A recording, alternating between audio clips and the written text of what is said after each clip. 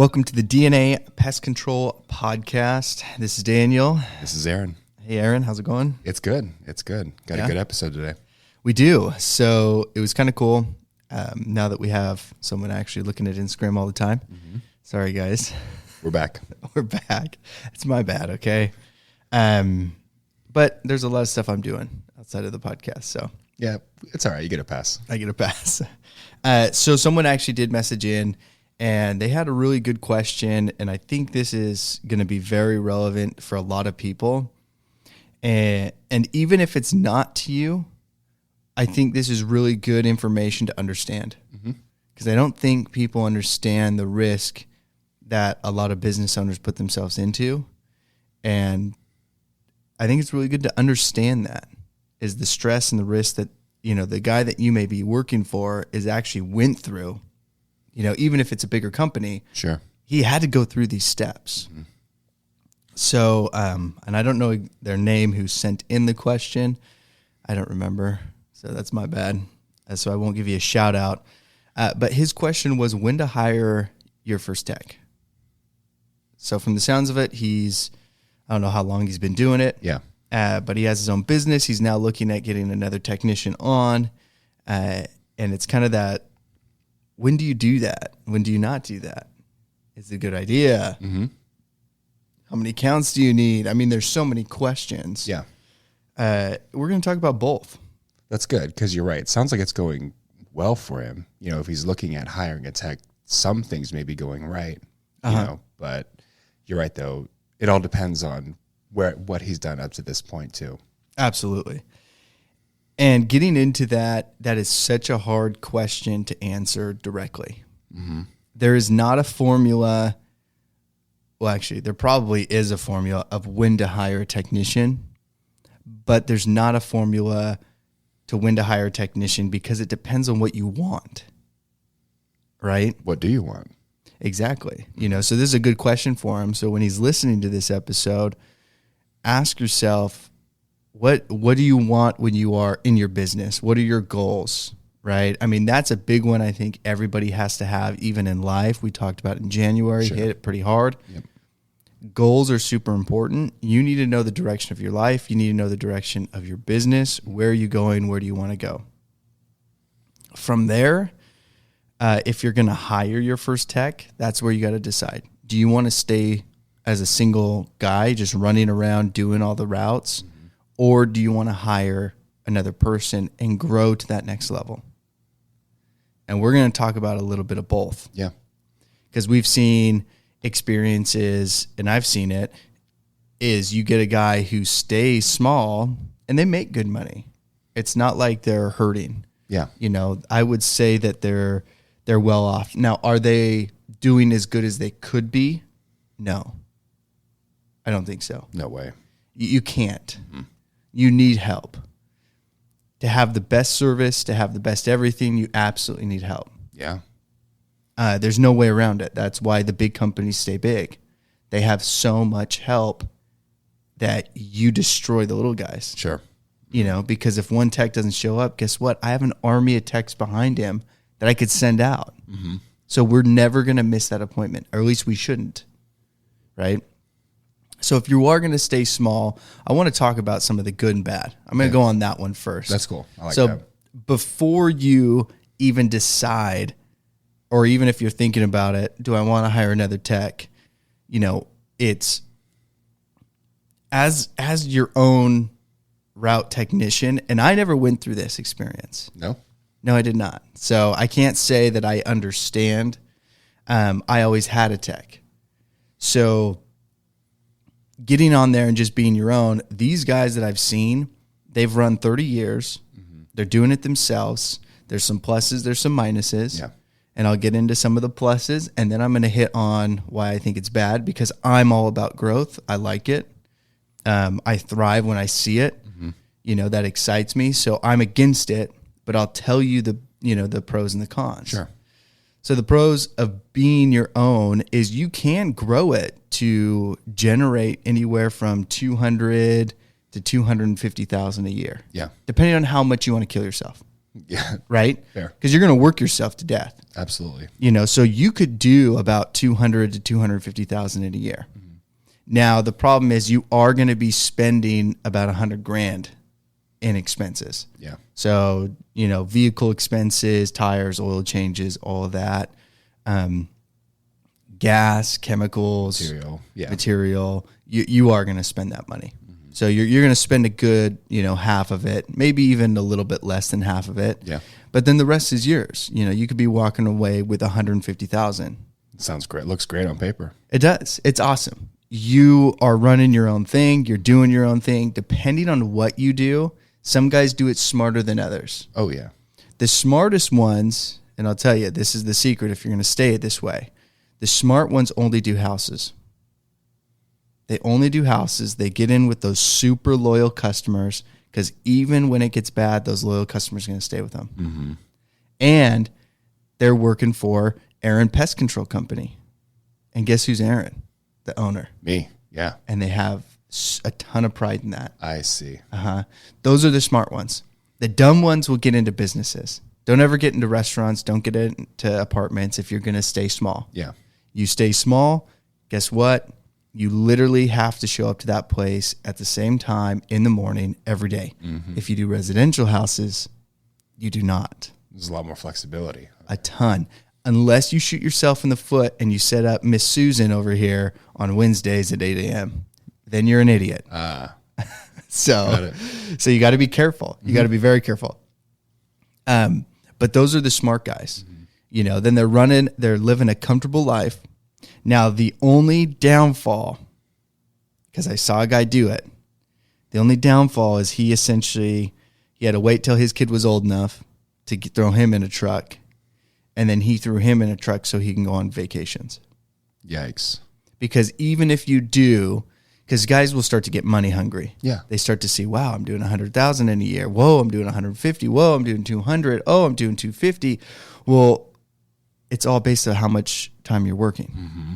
So now you start to extend, well, I could work 6 days. It's not that bad, but look at all the money I'm getting. Yeah. So then they start working 6 days, and then they start screwing themselves. Because now you're in so deep, you will literally never have a vacation, which will work for a little bit, but then those guys get burnt out, and then everything starts to shrink again. Yeah, like you said, it'll work for a little bit. It's not sustaining. Everything you're talking about, it's just like short term, here and now, rinse and repeat. Yep.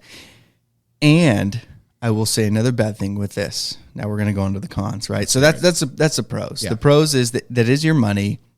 You don't have to stress about anything. Yeah. Most of these customers you can collect on site. You are the tech, and you are the owner, and you are the office staff. Mm-hmm. You're the collection agency as well, right? Yeah. So you're making sure that you're collecting every single penny at every single stop. Mm-hmm. So you're always going to have 100% rate on collections, which is awesome. Yeah. So you're always getting the money. So it is really nice, but you won't ever have the freedom. So you are trading your time for that money. Absolutely. There is zero freedom in there. If you're really good, you'll stack your day. You'll work 12, 14 hours in the summer, and then you may be able to get a week off at the end of the month. Maybe. If there's no callbacks. That's another big factor people have to realize. If I'm going to stick it alone, now you have to do the callback. All of them. All of them. You don't have the freedom. Mm-hmm. And if you don't answer the phone, somebody else will. Mm-hmm. And that somebody else is your competitor who's going to take that customer. Oh, yeah. Even if you've been doing her house for 10 years, if you stop answering your phone, they're jumping ship. Of course. So anyway, so those are some of the good and the bad. Yeah, so let's hear some of the more the negative. More the negative with that, and this is a big, big one. And this is even when you're going from 2 to 3 techs, or from 3 to 4 techs. Okay. This is even when you have a tech on. Yeah. But the bad on this is, well, we already talked about it. You have no vacations. You have no time off. That's all gone. Right? Your growth is capped. You can't grow. It'll always be capped. Always will be capped, right? So your growth is capped. So you're 200,000 if you even get there. Sure. Let's start there. Okay. Because everyone says, oh, damn, you can get up to 200,000 a year, 250,000 a year, just running your own truck. Yeah. But you got to realize, how are you selling those? So you're working your ass off all day long during the sunlight. And then at night, you got to work all night long in hopes that you're building that customer base. Or on your route, you're answering the phone and selling. Or if you're lucky, you have your wife, and hopefully she's good at it. Yeah. And she's signing people up, right? So that's the only way you're doing this. You can't grow to 250,000. We're throwing out, this is the max. Okay? Lots of ifs, yeah. This is a big if. This is the max of what you could get to. And we're only seeing a handful of guys doing this. Sure. I mean, it's very rare that even those guys get that far. You know, most of them, they think 150,000, they're on top of the world. Yeah. They're millionaires now, you know, so they don't even push for more. But so those are these big negatives. Those are those massive negatives. Okay. The other thing is when you are that small, you run in your truck. Well, when your truck's done, you got to buy a new truck. Well, there's not a ton of extra cash flow. You know, so you're dropping down another $1,000 monthly payment on a brand new truck. Well, that $1,000 is coming directly out of your paycheck. Oh yeah. So that $250,000 you make minus all expenses, that's coming out of your pocket, your bank account. So you do have to realize that. This is another big con with this. Guys who live paycheck to paycheck and don't know how to control their expenses are going to live paycheck to paycheck with a business. That doesn't go away. It's a habit that you have to be disciplined and train yourself on. And even with me, my brother-in-law was terrified, absolutely terrified, to sell me the company. There was $40,000 in the bank that he left in the bank account.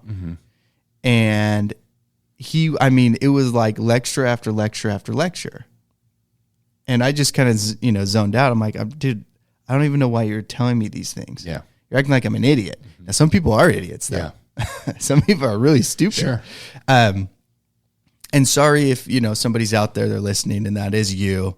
Actually, I'm not sorry. This is a wake-up call to get it corrected. Exactly. Because if you are looking to get into your own business, you have to correct that. But for me, I looked at it as, this is my livelihood. That's not my money. Yeah. And I've always looked at the business that way, as the business is the business and me is me. So even though you own the business, that money in that bank account's not yours. It's not to pay off a loan that you have. Sorry. Yeah, that's not how that works. You have to get disciplined with what you're getting paid. Yeah.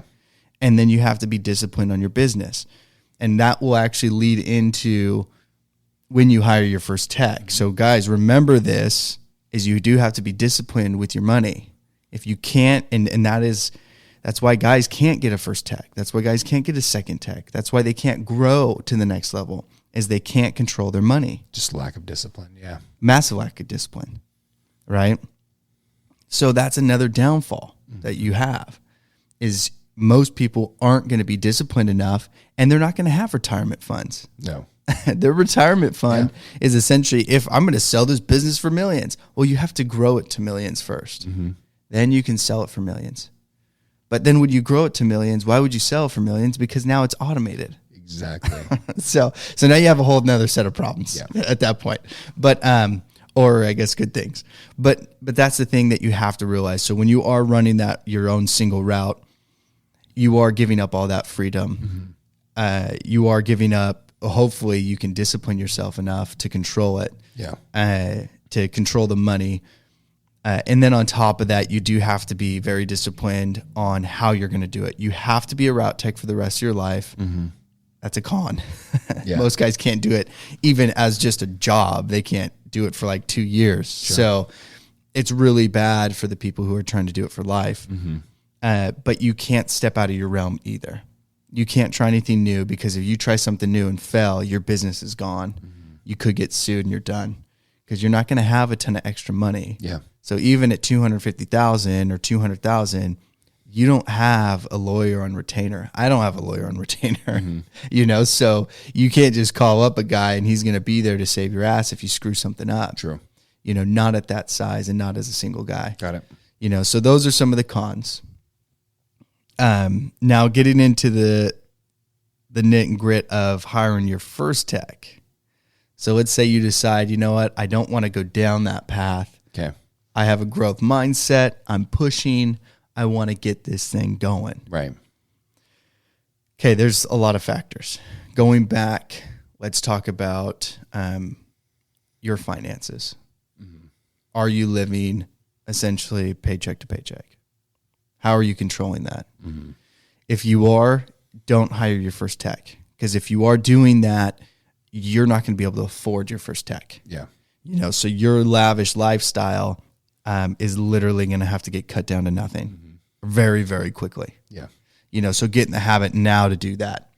And luckily for me is I did that before I owned the business. Get out of your system. Mm-hmm. Good. So when I stepped into owning the business, I didn't get a pay raise. I actually kept my pay at the same rate. Sure. Did I have the power to? Of course, it was mine.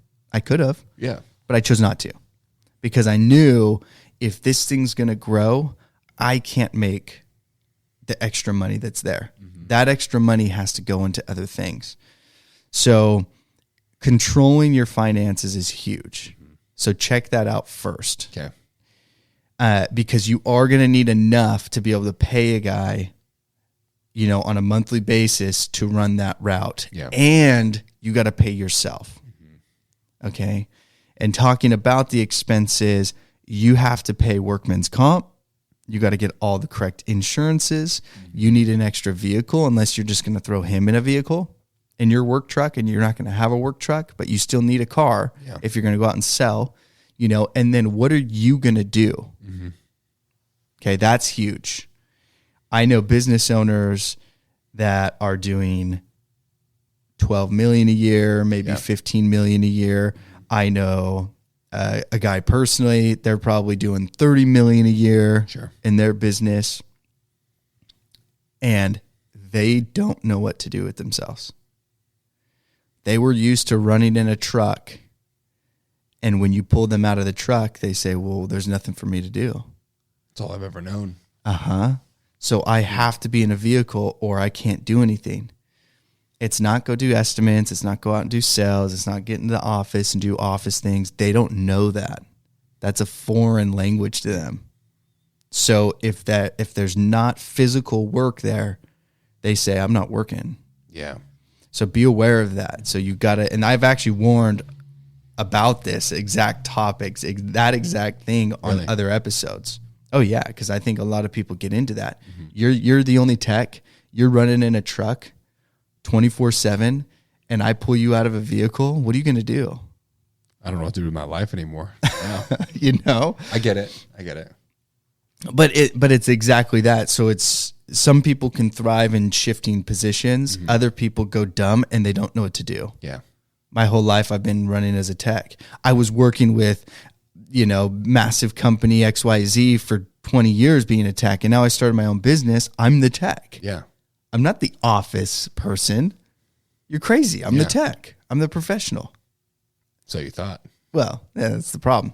So when you are hiring that tech, remember, plan out what you're going to do. Mm-hmm. Now it's your turn to take that on, right? When you are going, it's, what are your accounts set up as? Okay. Are they monthly accounts? Are they bi-monthly accounts? Are they quarterly accounts? It's not always based off of, it is based off of how much you're bringing in, but how much workflow is there? Okay.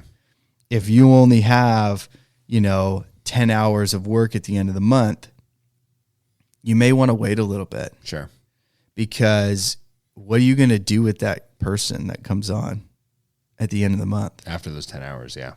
You better have enough money coming in to pay them for that extra hours just to have them do nothing. Mm-hmm. Because they're going to leave, most likely. Oh, guaranteed. Unless you know them. Even then. Yeah. I mean, unless they have like a night job or something. Mm-hmm. And they coming in and they're knowing, hey, look, I don't have enough work for full time yet. Sure. But can you help me out? Mm-hmm. They may do that. You may find someone to do that. But you do need at least 30 hours a week, I'd say. Okay. If you got 30 hours a week, that's almost full time. That should give you enough money to pay yourself, to pay them, and this would pay them to go out and hand out door tags. For that growth, yeah. Yeah. Now, another big thing on this, when you are hiring that, is be prepared for all the additional expenses. So you are paying their wages. Yep. Now you are paying for their truck. You are paying for their gas. Okay. So remember that in California, that's a big one. Huge one. And that was a really, really big one like 6-7 months ago when we were paying $6 a gallon. You know, that sucked. But you have to be prepared for those things. All the insurances that come along with that. Sure. Are you trying to put in benefits? You know, and you may not want to super early. I got a great benefits guy. If anybody wants to know who he is, he did an episode on insurance. All of his information's on that episode, but you can reach out to us. Yeah, and I can give you his information. But he'll tell you when you should get it. Because I talked to him years ago, and he's like, dude, I wouldn't do it. He told me. Yeah. He makes money off of that. Yeah. And he's telling me, I don't want your money. Yeah, he's like, not yet. No. He's like, don't. You don't want to do that. The size that you're at, what you're doing, you don't want to do that. Got it. So that was really cool. So he actually advised me on that. So, you know, you're stepping into that first technician realm. You're going to have to start thinking of all these things. You know, now you're doubling up on chemical. Yep. And yes, your chemical expenses will go through the roof when you get that second guy. Because not only is your truck loaded, their truck's loaded. And if you had close to no callbacks when you were running the route, we'll get ready for double the amount with somebody else because they don't care. It's not their business. Right. You know, so you got to remember that.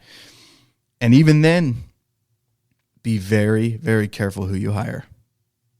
I don't think I can hit that hard enough on the head. Okay. I think it is so important, and everybody says it, but everybody does the opposite because we just become lazy. Is they say fire fast, hire slow. The reason why they say that is because just like the reason they say find the right woman when you're going to get married. Yeah, sure.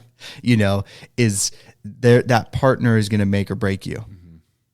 And so when you hire that first technician, you better make sure that they are the next level, that they're good. Because that person could turn into a partner, one, or, you know, in the worst case, that person could just destroy your clientele and that entire base clientele that you have. That's a big range of possibilities. It is a big range. Yeah. Or you even get worse. Okay. That's not even bad. Yeah. Because what's great is if you hire a really crappy tech and they start canceling out customers, you're going to have to fire them fast. Okay. So that's why having a really crappy tech isn't that bad. So you get that wide range, but having a really bad one is actually good because you're going to fire them really quickly. True. Sort itself out. The really bad ones are the ones that are in the middle. The lingering. Yeah. The lingering. They're not terrible, but they're also not the best. But they're not, they just sit right in that middle. So you never get rid of them, but you never can grow with them. Got it. That is bad. That's really bad. They take enough of the stress off that you're like, well, they're worth putting up with. Sure. And I've done this. I've done it. So I'm speaking from experience to this guy. You're going to hire your first tech. Be very, very careful. Yeah. You're looking at your best friend. You may not want to hire him. True. You may not want to hire him. It may be bad because they may be too opinionated in some things. They may think that they can do this and that, and there's so much better over here, and you're focused over here. You know, so goals may not align, things like that. They're too comfortable, whatever it may be. You do have to be very, very careful with that. Got it. You know, so those are all those factors. I think I hit most of everything, right? Yeah, I think so too. So yeah, you're looking at the number of accounts that you're having. You're looking at how many hours of work you're going to give them, all the insurances, vehicles, gas, expenses with that. You know, when to do it. Once again, it's really going to be up to you. Yeah. What do you have planned for yourself? If you're already working 6 days a week, you know, on a weekly basis throughout the entire month, you could hire a guy and you're still going to be in a vehicle. Oh yeah. You know, so you're not going to go cold turkey on not being in a truck. Sorry, yeah. Yeah. Doesn't work that way. Yeah, but you could do that. You know, that's going to be a perfect timing. You're running 6 days a week. You're going crazy anyway. Boom. You can hire a guy. You can pull yourself back down to 5 days a week. You can still run in a vehicle and still sell. Yeah. And still grow, up till you're going stronger in that. But the other thing you may want to look at too is when you are doing that, who's your office staff? And that would be my question to this guy who asked this question. Nice. When do you hire your first tech? Well, when did you hire your first employee? Because who's running your office, dude? Yeah. Right? Yeah.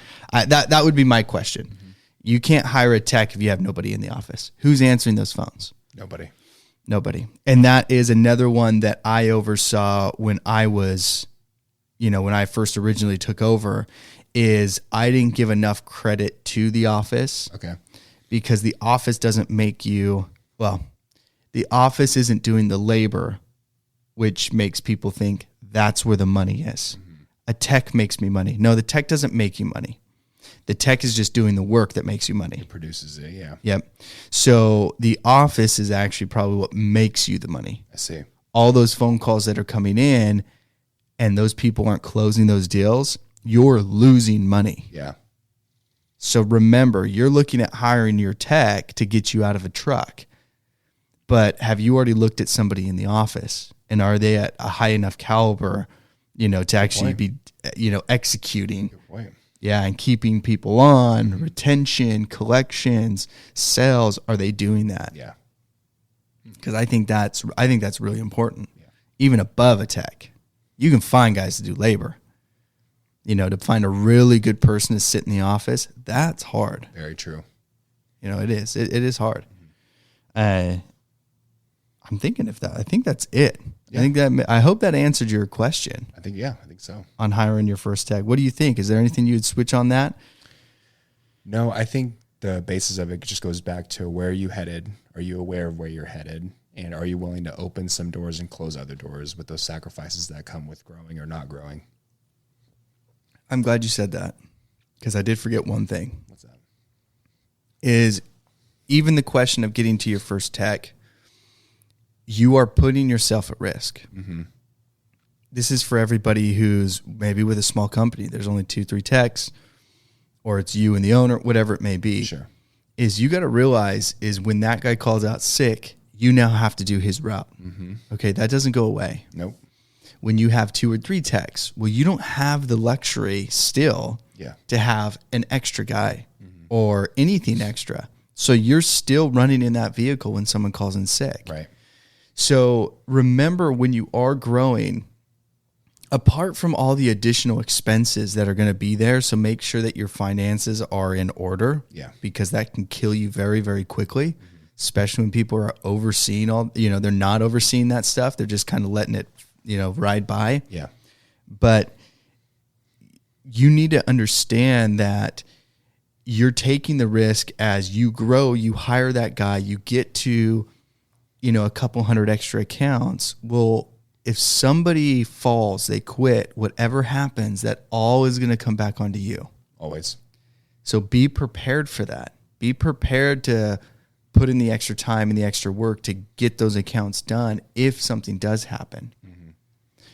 So, and that's where I would say a really good office staff will actually help you with that. Sure. Because even though you're out there running the route, getting the work done, you're putting in the labor, they can be looking for another tech for you. They can help you out. Exactly. So, and that's another one. Be very careful who you hire. Because I hired some people, they were very small-minded people. And they didn't want to grow. I had one girl, she straight up told me, she said, I don't want to leave this office because we were sharing an office. And she said, I don't want to leave this office.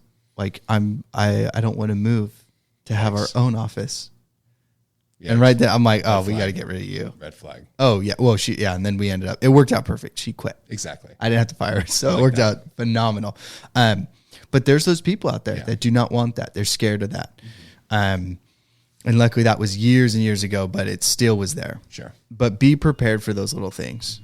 You are going to take steps forward, but that means that there's going to be consequences. If something does happen, it is going to try to pull you back. And so you have to keep pushing forward and forward and forward. We saw it here. Yep. We had a couple guys leave. Nobody knew. Didn't even matter. None of our customers knew. Mm-hmm. But we were willing to put in that work. Exactly.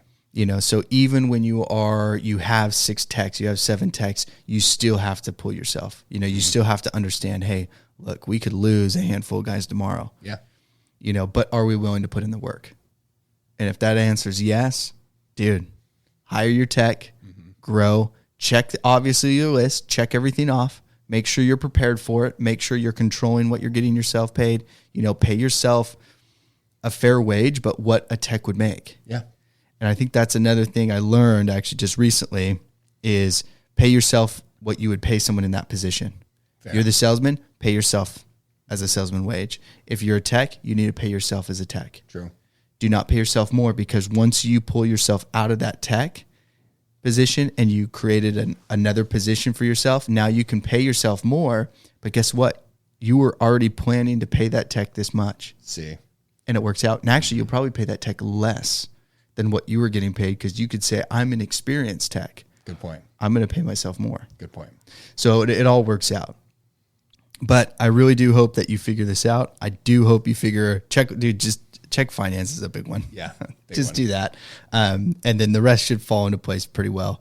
And be willing to push hard to sell and grow. Cool. But I think that's it. Think we're good? Okay. But guys, remember, this whole episode was because somebody asked a question. Yes. You guys can ask questions. Please reach out. Feel free to contact us. We'd love to talk to you, love to answer questions, and get this all worked out so we have good episode, good content for you guys. Awesome. All right. Thanks for listening to the DNA Pest Control Podcast.